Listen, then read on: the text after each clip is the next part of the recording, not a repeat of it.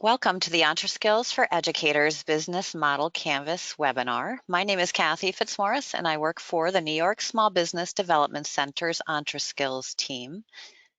I will take questions throughout the webinar. Everybody's muted right now, so if you do have a question, please use the question pane on the GoToWebinar control panel. So let's get started. I'm going to give you a quick overview of what the Business Model Canvas is, and then I'll demonstrate the EntreSkills Business Model Canvas Builder. So here's a picture of the Business Model Canvas. It was created by Alex Osterwalder, a Swiss business theorist, and it's a one-page diagram made up of 9 building blocks. It's meant to be a visual and easy to understand tool for creating business models, and emphasizes that the customer is at the center of every block of the process. It focuses on how a company creates value, and it can be used by a startup or an existing business. And it's not meant to take a long time to create. You put your key concepts in the boxes. The idea is to get your thoughts on paper and then test them out.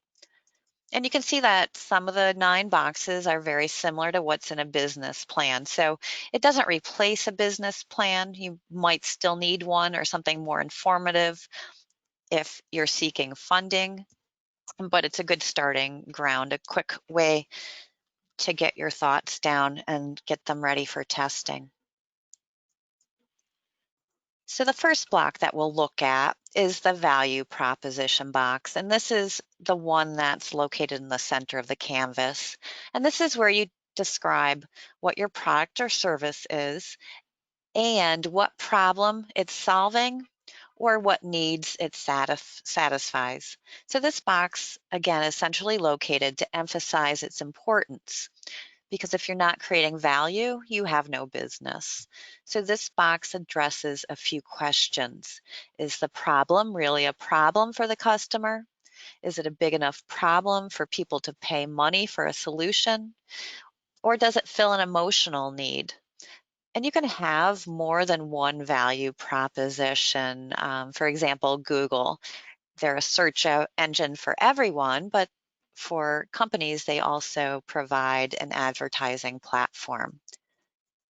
So if I had a lemonade stand, my product or service would be my glass of lemonade, and the problem I'm solving would be quenching thirst with my cold, refreshing beverage. So the second block that we'll look at is the customer segments block. And this describes who you are most likely to attract, who will find the most value in your product or your service. You'll look at behavioral and psychological reasons rather than just simple demographics. And you can have multiple customer segments, but you should focus on the largest ones, at least initially. And so an example using my lemonade stand, thirsty people passing by my stand will be my customer segment. And if I'm a kid, I might also appeal to them emotionally. Some people would just want to support a child's business, even if they're not thirsty. So once you've filled out the first 2 blocks of the business model canvas, you really need to stop and you need to get out and talk to your customer segment and make sure that there is a market for your idea, because the business model canvas is really all guesses. So you've got to get out and test. So find your customer segment and interview them and see if your value proposition is something they're willing to pay for. And you should speak with at least 20 people. Now, throughout this process, you're asking questions and you're doing a lot of listening.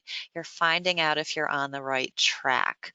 And this process will also help you learn more about your customer segment and their behaviors and preferences, which will help you fill out the rest of your business model canvas. So let's say whatever my business is, my target market, they tend to take a lot of cruises. So with this information, I'll know that I could advertise and reach them via a cruise line. And you might find out during this process that you're on the wrong track. So you might find out that you're not validating your value proposition with your target market. So maybe your target market has no interest in your value proposition, or maybe you just don't have a good idea altogether. Regardless, at this point, you would need to go back to your canvas and either rethink your segment, your customer segment, or your value proposition, or maybe both. Now, if your customer discovery process validated your assumptions, then you can continue to fill out the rest of the business model canvas. So the next block we'll look at is the channels block, and this is all about reach, how you reach your customers, how you advertise to them, how you deliver your product or service. So with my lemonade stand example, my lemonade stand both advertises my business because it's right there in front of everybody, and it's also how I sell my product. So that is my channel. So the next building block focuses on customer relationships. And these are established through my channels. And these relationships they can vary. They can be short-term transactions. They can be lengthy, time-intensive contacts. They can be very hands-off and automated to very hands-on and personal. So think a vending machine would be very hands-off, very hands-on, and personal might be your traditional car dealership. And your customer discovery process should have revealed what type of relationship your customer segment prefers. And so again, going back to my lemonade stand example, it's a short-term transaction. I'm probably not going to develop a long-term relationship with customers. I'm not going to have them sign up for a newsletter. So I'm just selling them a glass of lemonade and that's it. Now, the fifth building block is the revenue streams block, and this addresses how your business makes money. So it answers the question of how you'll generate cash from your customer segments. And you could have more than one revenue stream. So again, are you selling a product or service? Are you leasing something? Are you generating cash on licensing or subscription fees? This box is what you'd use to list those revenue streams. And again, my lemonade stand example, it generates revenue when I sell a glass of lemonade.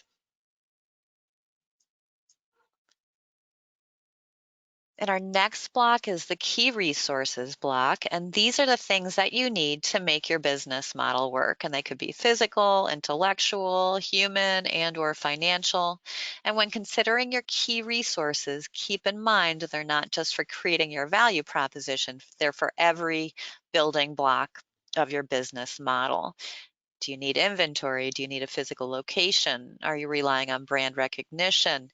Do you need delivery trucks or a certain type of expertise? So you don't list everything you need. Again, these are just key concepts. So just list the most important resources. So with my lemonade example, my key resources would be my lemons, water, whatever it takes to make my lemonade. I'd also need cups, someone to sell the lemonade, and a stand or table to sell from. And again, if anybody has any questions, you can go ahead and type them into the question pane on your control panel. And the next block is the key activities block, and this is similar to key resources. These are the most important things you need to do to make your business model work. And these activities can be related to production, problem solving, maintaining your IT infrastructure, and so forth. And your key activities, again, are not just for creating your value proposition, but also to support the other components of your business model. So again, the lemonade stand example, my key activities would be making the lemonade and selling the lemonade, and maybe marketing if I'm going to put some flyers around the neighborhood. And the next block of the business model canvas is the key partnerships block. And key partnerships are the suppliers and partners that you rely on to make your business model work. These are the organizations and the individuals that will help you succeed. So again, the lemonade stand example, my key partners are the people who let me use their lawn to set up my stand. They're my friends who help me run my stand, and my local grocer who supplies me with my lemonade ingredients. And another key partner is the person down the street who's selling cookies. We refer customers to each other. And the last building block of the business model canvas is the cost structure block. And this is for all the costs associated with making your business model work. So you use this block to identify which costs are most important to your business model and to determine which of your key resources and activities are most expensive. And so again, my lemonade stand example, my costs are my ingredients, my cups, if I use flyers for advertising, if I have to pay my helpers, and I might have to pay rent too. So those would be my key costs. So that's a quick run through of the 9 building blocks of the business model canvas. And just some tips for success when you're using the business model canvas. Focus. So don't put too much emphasis on a single block of the canvas. You should really focus on the whole model and the picture that it paints. Getting caught up in an individual block can make you miss how they all fit together. So use the business model canvas to tell the whole story of your business model. And innovate. So many entrepreneurs will focus solely on their value proposition, which again is their product or service. So while your offering is important, don't neglect the opportunity to innovate in other parts of the business model. This is where you should remember to always think outside the box. And test. Testing is so important. So you absolutely must test your value proposition with your target market before you start your business or implement your plan. And it's better to find out you don't have a market for your idea before you sink time and money into it.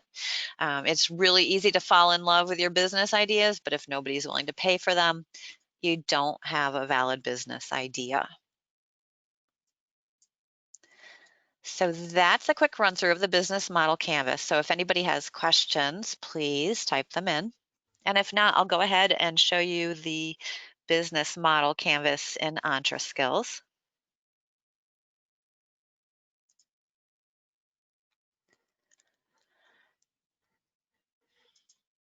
So first I'm going to log in as a student. And again, it's a good tip to remember if you're a teacher, you should create a test student account. Just a good way to see what your student sees.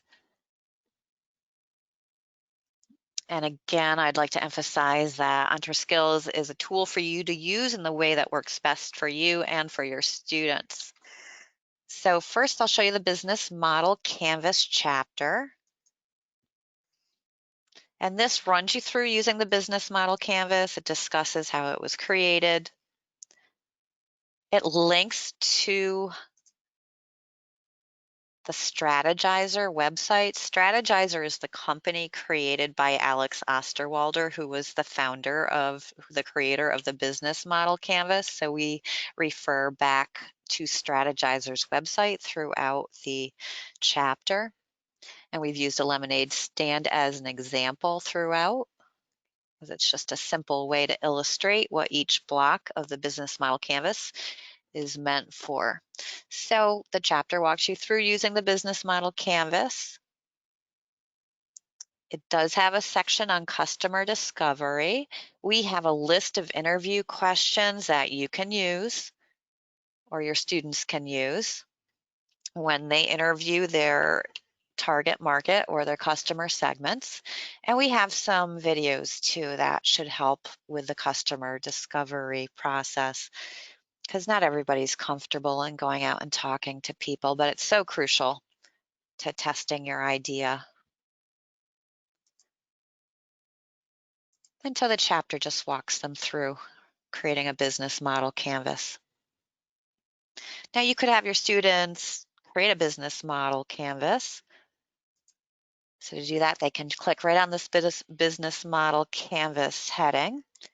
This brings them to the business model canvas builder, and there are instructions here. So you could just skip the chapter altogether and have your students use the business model canvas builder. So this student has already started working on a business model canvas, and these boxes are meant to be typed into.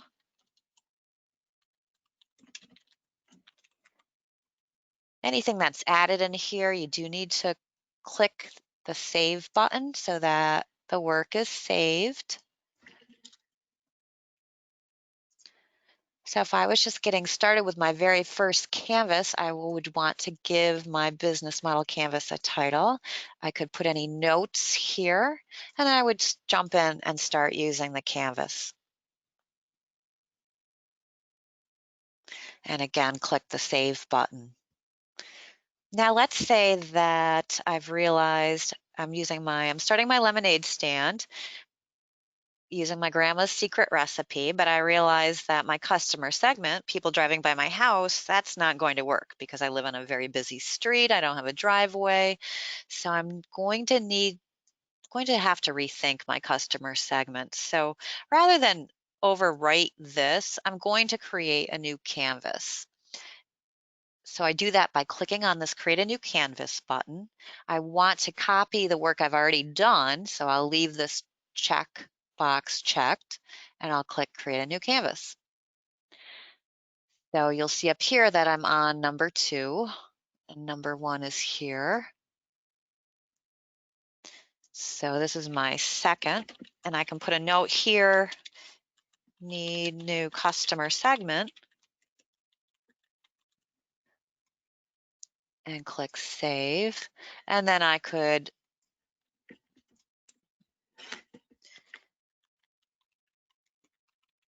write in my new customer segment. And again, click Save. So that's a really quick overview of how a student would use the business model canvas, and they would go through and fill in the rest of these boxes. And at any time, if their testing reveals that they need to change direction, they can just create a new canvas. If they want an entirely new blank canvas, just uncheck this box, create new canvas, and they'll have a whole new blank canvas. And they can give it a new title and put in new notes. And it can be printed out simply by clicking on this button. Depending on your browser, there are instructions on how to print from your specific browser. And if nobody has any questions on that, I will show you how to look at the work your student has done. So I'll log out of my student account and log in as a teacher. I'll click on the Business Model Canvas link. And it looks very similar to what your students see, except when I get down here, I can select a student.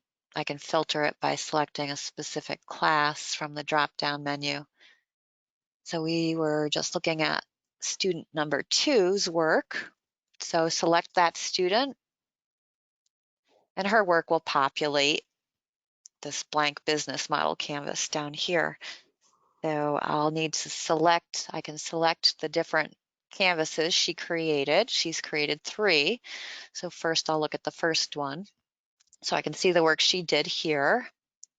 If I wanted to add any comments to her business model canvas, I can click on this Add New Comment button, type in a comment, or any suggestions, click Save, and the student will see those comments from her account. You can also see what you've typed by clicking on that. And the comments you type will be tied to a specific business model canvas. So then if I want to look at number 2, just select that from the drop-down menu, and I can see the work that she's done and how she pivoted and changed to a different customer segment. And I can also print out or download a student's work by clicking on this button here. So that is a quick overview of a business model canvas and how you would use a business model canvas builder with your students. And does anybody have any questions, or would you like me to cover anything again? I realize I went through everything quickly. So if you do have a question or a comment, you can go ahead and type it into the question pane on your control panel.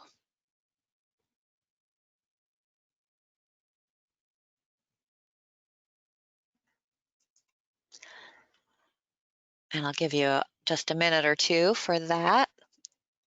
And we added this business model canvas chapter and builder to EntreSkills because some of our SBDC offices around the state are using it with their clients because, again, it's a really quick way to get your ideas down on paper and give you something to use to go out and test your idea. So it's a lot less time consuming than an actual business plan. And again, a good quick way to just get started. And so I don't see any questions coming in. So this concludes our webinar. Thank you everybody for joining us and enjoy the rest of your day.